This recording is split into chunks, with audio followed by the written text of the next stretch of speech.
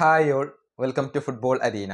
കഴിഞ്ഞ അർജന്റീനയും ഈജിപ്തും തമ്മിലുള്ള മത്സരം വലിയ വിവാദങ്ങളോട് കൂടിയാണ് അവസാനിച്ചത്. ആ മത്സരത്തിൽ റഫറി അർജന്റീനയെ സഹായിച്ചു എന്ന ആരോപണങ്ങൾ ഈജിപ്ത് പരിശീലകനും അതുപോലെ തന്നെ താരങ്ങളും ഉയർത്തിയിരുന്നു. ഇതിനിടെ സ്പാനിഷ് പരിശീലകനായ ലൂയിസിനോട് ഇതേക്കുറിച്ച് ചോദിച്ചിരുന്നു. വ്യക്തമായ ഒരു മറുപടി അദ്ദേഹം ഇതിൽ നൽകിയിട്ടുണ്ട്.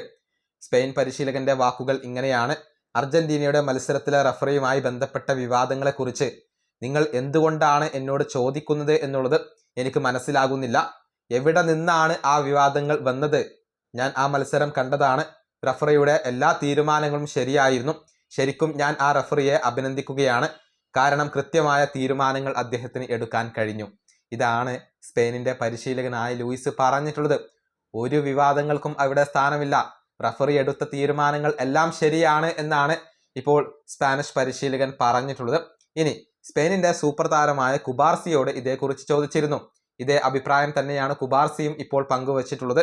അദ്ദേഹത്തിന്റെ വാക്കുകൾ ഇങ്ങനെയാണ്: ഞാൻ ആ മത്സരത്തിൽ കണ്ടതെല്ലാം ലീഗലായിട്ടുള്ള കാര്യമാണ്. ഇത്രയധികം വിവാദം ഉണ്ടാക്കേണ്ട യാതൊരുവിധ സംഭവങ്ങളും ഞാൻ അവിടെ കണ്ടിട്ടില്ല.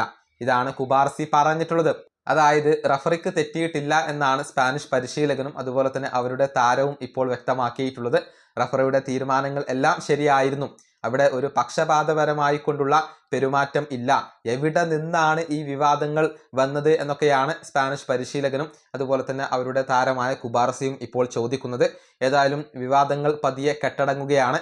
ആ മത്സരത്തിൽ റഫറിയുടെ ഭാഗത്ത് നിന്ന് പിഴവുകൾ സംഭവിച്ചിട്ടില്ല എന്നാണ് ഇപ്പോൾ ഭൂരിഭാഗം പേരും അഭിപ്രായപ്പെടുന്നത്. ഈ വീഡിയോ അവസാനിപ്പിക്കുന്നു. അടുത്തൊരു കാണാം.